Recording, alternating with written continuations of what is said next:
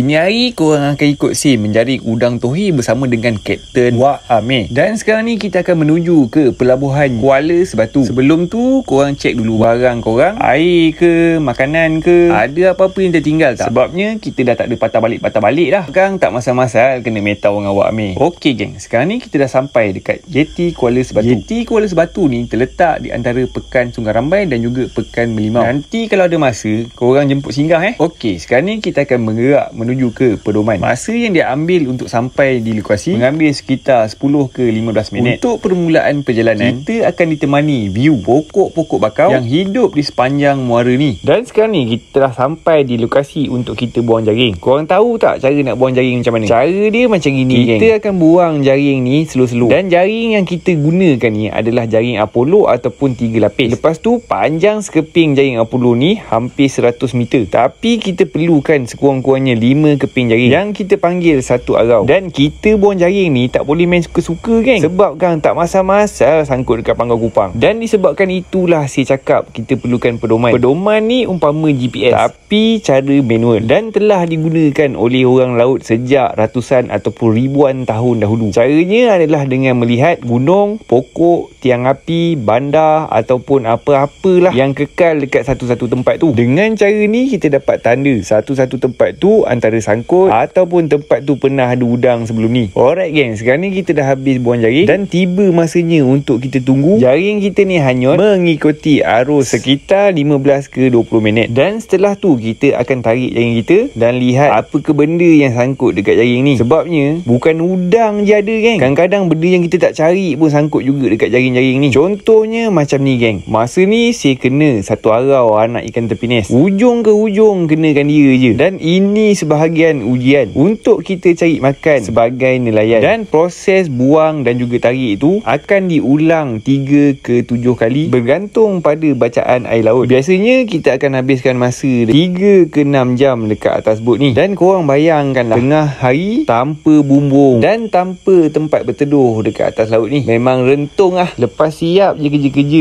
kita akan menuju ke pangkalan untuk jual hasil-hasil yang kita jaringkan tadi. Jadinya inilah hasil yang kita dapat hari ni geng. Untuk lauk dekat rumah memang confirm ada. Tapi kalau nak cerita gaji memang agak pedih sikit. Pedihnya kenapa? Meh saya ceritakan. Segala apa yang kita jual tadi kan akan dibahagi 3 ataupun 4. Contohnya hasil yang kita dapat tadi, udang tohi ni sekilo harganya RM60. 60 bagi 3 bermakna RM20 untuk satu bahagian. Dalam 3 bahagian tu kan, satu bahagian akan dibagikan ke awak-awak ataupun pekerja sebagai gaji pada hari tu. 2 bahagian lagi Toki akan ambil untuk cover duit minyak, duit jaring, duit enjin dan pelbagai duit-duit lagi. Ada kala memang kita boleh dapat banyak gila-gila. Tapi perkara tu jarang-jarang. Sebabnya kita tak nampak apa yang ada dekat dalam air tu. Dan kita takkan tahu kedudukan udang yang sebenar-benarnya pada hari tu. Udang ataupun ikan ni dia akan bergerak ikut arus laut. Dan dia tak ada lubuk yang pasti. Korang jangan ada yang tanya, kenapa tak beli GPS bang? Macam mana nak beli GPS kalau toke pun dapat RM40 je. Modal minyak dengan tuti pun dah RM25. Tapi ada satu kisah ni saya nak ceritakan. Ia tentang rezeki. Walaupun hasil harian tak menentu, Wak Amir ni telah berjaya membesarkan 5 daripada 9 anak dia hasil daripada laut Kuala Sebatu ni. Nak cerita jadi kaya tu memang jauh sekali lah. Tapi Alhamdulillah kami 9 orang adik-beradik walau macam mana pun bergaduh sekalipun kami tidak pernah berpecah geng. Dan bagi saya kan, itu adalah rezeki yang paling besar yang Allah hadiahkan untuk keluarga ni. Semoga ianya kekal hingga ke hari kiamat. Dan si walaupun tak kaya harta, tapi saya dah jejak 6 buah negara geng. Walaupun tanpa harta yang menggunung dan berjuta. Video lepas ni saya akan kongsikan negara-negara yang saya telah teroka. Tak payah nak tunggu kaya.